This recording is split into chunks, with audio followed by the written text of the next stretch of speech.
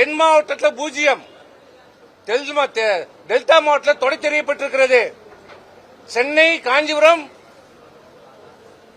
திருவள்ளூர் மாவட்டத்திலே அனைத்து இந்திய அண்ணா திராவிட முன்னேற்ற கழகம் முழுமையாக தோல்வியடைந்திருக்கிறது. வெற்றி பெற்றது எங்க? வட மாவட்டம். வட மாவட்டத்திலே 34 தொகுதிகளில் வெற்றி பெற்றிருக்கிறது. வட மாவட்டத்தில் எது? கடலூர், அரியலூர், தமிழகத்தின் முதல் விழுப்புரம், கள்ளக்குறிச்சி, திருவண்ணாமலை, வெள்ளூர், கிருஷ்ணகிரி. இதுதான். இது என்ன காரணம்? பாட்டாளி மக்கள் கட்சி கூட்டணியில் இருக்கிறது. அந்த கூட்டணியால் 34 தொகுதியில் வெற்றி பெற்றிருக்கிறோம். அவர்களும் வெற்றி பெற்றிருக்கிறோம், நாமும் வெற்றி பெற்றிருக்கிறோம். இந்த 34 கழிச்சா மீதி 13 தொகுதி தான். இப்படி இருக்கிற நிலைமையில இப்படி ஒரு தவறான தகவலை வெற்றி பெற்றால் அது என்னால வெற்றி பெற்றது, தோல்வியடைந்தால் கட்சி நிர்வாகியால் தோல்வி அடைந்திருந்து பழியை தூக்கி போடுகிற இப்படிப்பட்ட தலைவரை இந்தியாவில் எந்த கட்சியிலேயே பார்த்திருக்கிறோமா? இந்தியாவில் இருக்கிற தேசிய கட்சிகளாகட்டும், மாநிலத்தில் இருக்கிற மாநில கட்சிகளாகட்டும், தேர்தலில் தோல்வி அடைந்தால், படுதோல்வி அடைந்தால் அந்த கட்சியினுடைய தலைவர் தார்மீக பொறுப்பேற்று அதுக்கு தோல்விக்கு நாங்கள் தான் காரணம் என்று பல தலைவர்கள் ராஜினாமா செய்திருக்கிறார்கள். ஏன்? ராகுல் காந்தி காங்கிரசினுடைய தலைவராக இருந்தபோது நடைபெற்ற நாடாளுமன்ற தேர்தலில் ஏற்பட்ட படுதோல்விக்கு பொறுப்பேற்று தன்னுடைய தலைவர் பதவியை ராஜினாமா செய்திருக்கிறார். நாங்க ராஜினாமா செய்ய சொல்லல, நாங்க ராஜினாமா கோரிக்கையே வைக்கல. நீங்க தான் பொதுச் செயலாளர் என்று இன்றைக்கும் சொல்கிறோம். தோல்விக்கான காரணத்தை ஆராயுங்கள். தொடர் தோல்வியில நம்ம இருக்கிறோம். இந்த தோல்வியிலிருந்து இந்த கட்சியை மீட்டெடுக்க வேண்டும். உண்மையான நிலவரத்தை கலந்து பேசுங்க தான் நாங்கள் சொன்னோம். வேற எது? அதற்காக எங்கள் மீது பழி போடுகிறார். இன்னொன்னு சொல்கிறார், திமுக கூட்டணிக்கு நாங்கள் தான் சொன்னோம் என்று. இது ஜம்மு காலத்தில் வடிகட்டின பொய், உலகத்துக்கே தெரியும். நீங்க எப்ப போனாலும் கம்யூனிஸ்ட் கட்சியினுடைய தேசிய தலைவர் பரதனை போய் கேளுங்க, விடுதலை சிறுத்தைகள் தலைவருடைய திரு தொல்துமாரமனை கேளுங்க, கம்யூனிஸ்ட் கட்சி தலைவரை போய் கேளுங்க, முஸ்லீம் லீக் கட்சி தலைவரை போய் சொல்லுங்க, ஏன் RS பாரதி போய் கேளுங்க. நாங்கெல்லாம் பங்காளிகள். என்னைக்கு நாங்கெல்லாம் பங்காளியானோம்? என்னைக்கு பங்காளியானோம்? 4ஆம் தேதியிலிருந்து எடப்பாடியாருக்கும் உதயநிதி ஸ்டாலினுக்கு ஏற்பட்ட அந்த உறவு பங்காளி என்று பேசுற அளவுக்கு உருவாக்கிச்சு. திருமாவளவனை நான் முதலமைச்சராக்குவதற்கு சொன்னேன் என்று ஆமா சொன்னேன். நான் ஏற்கனவே பேட்டியில் சொல்லியிருக்கிறேன். ஏன் சொன்னேன்? எப்ப சொன்னேன்? எந்த நேரத்தில் சொன்னேன்? நீங்க சட்டமன்ற உறுப்பினர்கள் கூட்டத்தை உங்கள் வீட்டிலே கூட்டினீர்கள். கூட்டி என்ன சொன்னீங்க? திமுக ஆதரவோடு நான் முதலமைச்சர் ஆவதற்கு ஆதரவு அளித்தார்கள். இப்போது சில கட்சிகள் அதில் ஒத்துக்கொள்ளவில்லை. அதனால் மாற்று திட்டமாக திருமாவளவனை முதலமைச்சராக்குவோம், மற்ற அமைச்சர்கள் எல்லாம் நீங்கள் எடுத்துக் கொள்ளுங்கள் என்று சொல்லுகிறார்கள் என்று சொன்னார். சொன்னபோது அது எப்படி நாம் ஏற்றுக்கொள்ள முடியும்? திமுக ஆதரவோடு நீங்கள் முதலமைச்சராவது ஏற்றுக்கொள்ளுகின்ற போது ஏன் திருமாவளவனை முதலமைச்சராக்கிவிட்டு நீங்கள் மீதி இருக்கிற 30 அமைச்சர்களையும் அதிமுக ஆக்குறது என்ன தவறு என்று சொன்னேன். நான் அதை மறுக்கலையே, இன்னைக்கு சொல்றேன். நான் சொன்னதான் உண்மைதான். எப்ப சொன்னேன்? நீங்க சொன்னதுக்கு அப்புறம் சொன்னேன்.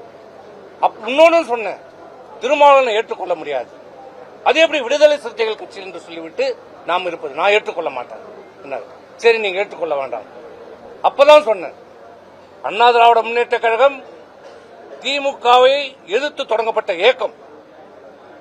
தாவேகா திமுகவை எதிர்த்து அரசு செய்கிறது, திமுகவை எதிர்த்து வெற்றி பெற்றிருக்கிறது.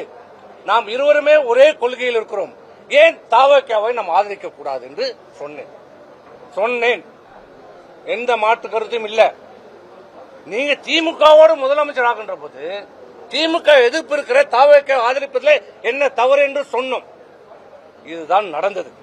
இதையெல்லாம் மூடி மறைத்து விட்டு இன்றைக்கு சொல்லுகிறார் திமுக நாங்கள் சொன்னதாகும். ஒரு பொய்யை திரும்ப திரும்ப எத்தனை மாசம் கழிச்சு சொல்றாரு? அதுவும் அவரே சொல்ல மாட்டார், சொல்லி கொடுக்கிறார்.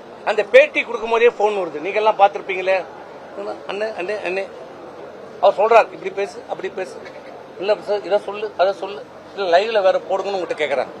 ஏன் அதை நீங்களே வந்து சொல்லுங்க, ஏன் தயங்குறீங்க சொல்லுங்க.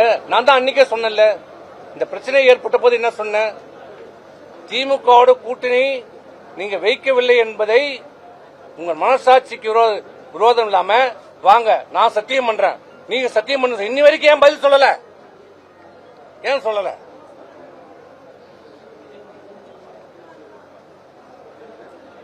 இப்படி பொய்யை இன்றைக்கு பரப்பிக் கொண்டிருக்கிறார். தன் மீது இருக்கிற தவறை மறைப்பதற்காக சொல்லுகிறார். சொல்றார், இன்னொன்னு சொல்றார் அக்ரி கிருஷ்ணமூர்த்தி. என்ன சொல்றார்? தேர்தலுக்கான தோல்வியை காரணத்தை இவர்கள் சொல்ல வேண்டும், ஆராயணும். யார கூட்டீங்க? மாவட்ட வாரியா கூட்டத்தை நடத்தினீங்க, இப்ப விழுப்புரத்தில் கூட்டத்தை நடத்துறீங்க. நான் எம்எல்ஏ, இந்த தேர்தலில் போட்டிட்டு வெற்றி பெற்றவன். சரி, என்னதான் உங்களுக்கு பிடிக்கல, என்ன கூப்பிடல, விட்டுருங்க. ஆனா அங்க நின்று தோல்வி அடைந்த வேட்பாளர்கள் விழுப்புரம், வானூர், திண்டிவனம் 3 வேட்பாளர் நின்று தோல்வி அடைஞ்சிருக்கிறாங்க. யார் யார் கூட்டிங்களா?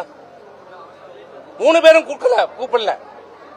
அந்த தேர்தலில் பணியாற்றிய 22 ஒன்றிய செயலாளர்ல 18 ஒன்றிய செயலாளர் நீங்க கூப்பிடல. இருக்கிற அணி செயலாளர்கள் யாருமே நீங்க கூப்பிடல. இருக்கிற பொதுக்குழு யாரும் கூப்பிடல. உங்களுக்கு வேண்டிய ஆட்களை போட்டுவிட்டு அவர்களை வைத்து தேர்தலுக்கே வேலை செய்யாத, தேர்தலை எதிர்த்து வேலை செய்தவர்களை கூட்டி வச்சு நீங்க என்ன தேர்தலுக்கான தோல்வி காரணத்தை கண்டுபிடிச்சீங்க?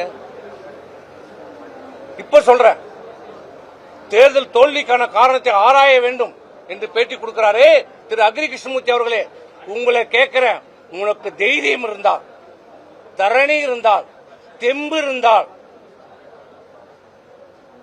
நாளைக்கு எப்போது நீ கூட்டத்தை கூட்டு, எங்களை அழை, நாங்க உண்மையான காரணத்தை சொல்றோம்.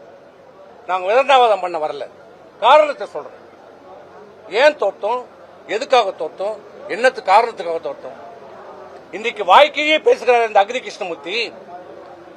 தோல்வி அடைந்து விட்டது காரணம் இந்த மாவட்ட செயலர். நான் கேட்கிறேன், திரு எடப்பாடி பழனிசாமி பொறுப்பேற்ற பிறகு, முதலமைச்சராக பொறுப்பேற்று, பொதுச் செயலராக பொறுப்பேற்று நடைபெற்ற 19 நாடாளுமன்ற தேர்தல், 21 சட்டமன்ற தேர்தல், அதுக்கு பிறகு இந்த உள்ளாட்சி தேர்தல், 24 நாடாளுமன்ற தேர்தல், அதுக்கு இடையில நடைபெற்ற இடைத்தேர்தல், 26 நாடாளுமன்றத்தில் எதற்காவது ஒரு பைசா இந்த விழுப்புரம் மாவட்டத்திற்கு கொடுத்திருக்கிறாரா? அப்புறம் எப்படி நீங்க எங்களை குற்றம் சாட்ட முடியும்? ஆமா, எந்த தேர்தலுக்காக இதை கொடுத்திருக்கிறாரா? அப்புறம் எப்படி நீங்க எங்களை குற்றம் சாட்ட முடியும்? வெற்றி பெற்றால் தன்னால் வெற்றி, தோல்வி அடைந்தால் மற்றவர்கள். வெற்றி தோல்வி இது எல்லோருக்கும் சமம். தோல்வியில நாங்களும் ஒத்துக்கிறோம். இல்ல எங்களுடைய பங்கு, எல்லாருடைய பங்கும் இருக்கிறது. நாங்க ஏத்துக்கிறோம், ஒத்துக்கிறோம், ஆரம்பத்திலிருந்து சொல்றோம். இல்ல எல்லாருடைய பங்கும் இருக்கிறது. அதுதான் நம்ம ஆராய்ந்து இந்த இயக்கத்தை வலுப்படுத்தணும், அதிமுக வலுப்பெறணும். இன்னொன்னு சொல்லுகிறார், டிடிவியை நாங்கள் தான் மறுத்தோம் என்று. இது அவருக்கும் தெரியும், டிடிவிக்கும் தெரியும். 2020 சட்டமன்ற தேர்தலில் 10 சீட்டு கேட்டார், அப்புறம் 5 சீட்டு கேட்டார், அடுத்து வாரிய தலைவராக கொடுங்கள் என்று கேட்டார். எதற்குமே ஒற்றுக்கொள்ளாததால் அன்னைக்கு 43 தொகுதிகள் தோற்று. தேமுதிகவை கூட்டணியிலே திட்டமிட்டே வெளியேற்றப்பட்டது. இப்படி முறையாக கூட்டணி அமைக்காதது, பிரிந்தவர்களை ஒன்று சேர்க்காதது, இது ஒரு தோல்விக்கான மிகப்பெரிய காரணம். இதையெல்லாம் உண்மையான காரணத்தை ஆராயாமல் ஒரு காழ்ப்புணர்ச்சியின் காரணமாக எங்கள் மீது வீண் பழி போடுவதை நிறுத்திக் கொள்ளுங்கள். இதுதான் எங்களால் சொல்ல முடியும். இப்படி இந்த எடுபடுகளை விட்டு பேச வைப்பதை நிறுத்திக் கொள்ள வேண்டும் என்று நாங்கள் கேட்டுக்கொள்வோம். நாங்க சொன்ன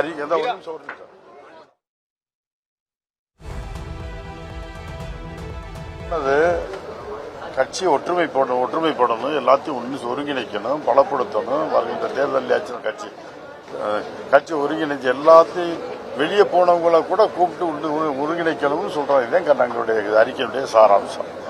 ஆனா இவங்க என்ன பண்றது, அவருடைய கைத்தேடியா செயல்பட்டு கொண்டு இருக்கிறத ஏவி விட்டாருன்னா, அக்ரி கிருஷ்ணமூர்த்தி எங்களுடைய நோக்கம் அல்ல, அவர் ஒரு பொருட்டே அல்ல, அவர் அம்பு எய்தவரைத்தான் சொல்ல வேண்டும்.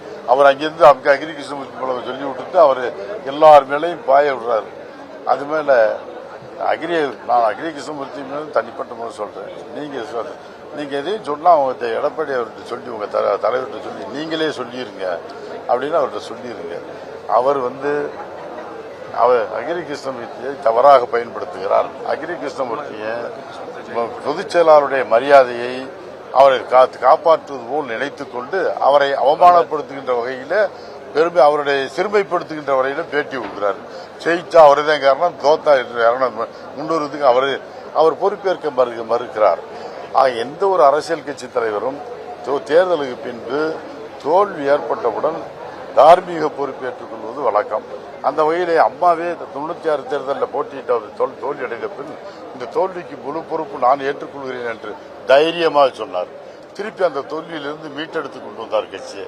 அதே மாதிரி இந்த தோல்விக்கு நானே பொறுப்பேற்றுக் கொள்கிறேன் பொதுச் செயலாளர் சொல்லிட்டு நான் கட்சியை மீட்டெடுப்பேன் என்று சொல்லியிருந்தார்னா இவர் ஒரு தகுதியான தலைவர் தான். அந்த அளவுக்கு பொறுப்பை தட்டி கழிக்கின்ற ஒரு பொதுச் செயலாளர் இன்றைக்கு கட்சியை மீண்டும் ஆட்சி பண்ணுவது வலிமையான கட்சியை இன்னொன்று சொல்ல ஒன்று சொல்லி முடிச்சுக்கிறேன். கட்சி இந்த பொதுச் செயலாளர் ஆனதுக்கு பின்னால முதல் ஒரு ஆட்சி பொதுச் செயலாளர் ஆனதுடன் இந்த கட்சி எப்படி ஒப்படைக்கப்பட்டது இவருக்கு, முதலமைச்சர் ஆட்சியை ஒப்படைத்தார்கள். அம்மா மறைந்துட்டாங்க. ஆட்சியை 134 சட்டமன்ற தொகுதி உறுப்பினர்களோட ஆட்சியை ஒப்படைத்தாங்க. 50 நாடாளுமன்ற மாநிலங்களவை சட்ட இது ராஜ்யசபா சேர்த்து 50 நாடாளுமன்ற உறுப்பினரோடு அதிமுக ஆட்சி பொறுப்புக்கு வந்தார். இப்பொழுது அவர் பொறுப்பேற்றதற்கு பின் பொதுச் செயலாளருக்கு பின்னால 134 சட்டமன்ற தொகுதி 65 ஆச்சு. அடுத்த தேர்தலில் இவர் பொதுச் செயலாளர் அதே பொதுச் செயலாளர் 65 135 விட்டார், 65 ஆச்சு. 65 அதுக்கு அடுத்தப்பல 58 ஆச்சு, 57 ஆச்சு, இப்ப 47 ஆச்சு. இந்த 47 இப்ப 41 ஆயிருச்சு. இதுக்கெல்லாம் அவருடைய நடவடிக்கை தான். இப்படி மெல்ல மெல்ல மெல்ல மெல்ல அதிமுகவை அழிச்சுக்கிட்டே வர்றாரு. ஆனா அது அவருக்கு இதை பச்சுக்கிட்டு பெருமை கொண்டாடுறாரு அக்ரி கிருஷ்ணமூர்த்தி. இப்படிப்பட்ட தலைவர்னாலதான் இன்னைக்கு 47 பேர் ஜெயிச்சாங்களாம். அவர் ஜெயிச்ச இன்னைக்கு அதுலயும் 41 கூட தக்க வைக்க முடியல ஒரு நடவடிக்கைனால. 41 அதுலயும் 6 பேர் வெற்றி வாய்ப்பு வேற தொகுதி. அது இவருடைய நடவடிக்கை தான் காரணம். அக்ரி கிருஷ்ணமூர்த்தி பேசுகிறார். அவருக்கு பேசுவதற்கு என்ன தகுதி இருக்குது? யாரு இந்த அக்ரி கிருஷ்ணமூர்த்தி தெரியுமா உங்களுக்கு? அவருக்கு நீங்க எல்லாம் மறந்துட்டீங்களா? ஊடகங்கள் எல்லாம் மறந்து விட்டதா? இதே அம்மாவுடைய அமைச்சரவையில விவசாயத்துறை அமைச்சராக இருந்தார். இன்னைக்கு விவசாயத்துறை மாநிலத்தில் அவர் பேசுகிறார். இந்த விவசாயத்துறை அமைச்சராக இருக்கின்ற போது தன் கீழ் பணியாற்றிய ஒருவரை தற்கொலைக்கு தூண்டியதாக இவர் மீது வழக்கு பதிவு செய்யப்பட்டு அம்மா அவர்கள் இவரை அமைச்சரவையிலிருந்து நீக்கியது மட்டுமல்ல, அம்மா அவர்களே தன்னுடைய அமைச்சரை சிறையிலே அடைத்தார்கள். அடைக்கப்பட்டு சிறையில் இருந்ததுதான் இந்த அக்ரி கிருஷ்ணமூர்த்தி. அந்த வழக்கு விசாரணைக்கு வருது. இன்னும் வழக்கு நிலுவையில் தான் இருக்குது. இப்படிப்பட்ட ஒரு சிறை கைதி, ஒரு குற்றவாளி எங்களுக்கு பாடம் எடுக்கிறார். உனக்கு அந்த அருகதையும் இல்லை, தகுதியும் இல்லை.